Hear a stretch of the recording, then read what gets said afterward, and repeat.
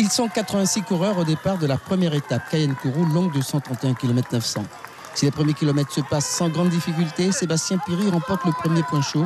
Les choses commencent réellement au 20e kilomètre. 3 hommes quittent le peloton sous l'impulsion de Arnaud Voss des Sables d'Olonne, qui emmène avec lui Patrice Ringuet du Vélo Club guyanais et Larry Lutin de la Guadeloupe. Ils seront rejoints par Robert Vercellino du Sprint Club de Macouria et l'Allemand Hermann Keller. À l'arrière, le peloton ne réagit pas, pensant que ce groupe sera rejoint. Et lorsqu'ils comprendront ce qui se passe, il est déjà trop tard. Les 5 hommes de tête s'entendent à merveille et les écarts se creusent. Le peloton mené par les coéquipiers de Michael Laurent et Grégoire Salmon et son équipe de l'ES Torini est déjà pointé à 50 secondes. Les relais des 5 hommes de tête sont sans équivoque.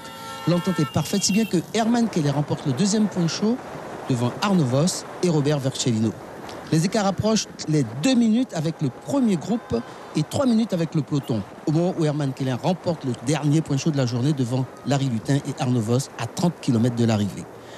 Plus rien ne changera à 2 km de l'arrivée. Robert Vercellino lâche prise, puis Patrice Ringuet est victime d'une crevaison à la roue arrière. L'Allemand Hermann Keller remporte au sprint la première étape devant Arnaud Voss des Sables d'Olonne et Larry Lutin de la Guadeloupe.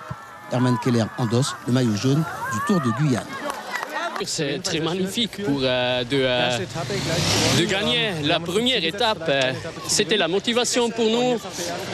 Peut-être gagner une étape, et c'est fantastique. Patrice Ringuet termine à la 4e place à 19 secondes.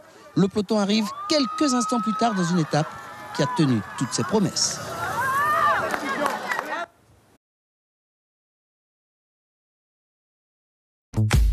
Suivez l'info sur Guyane la Première.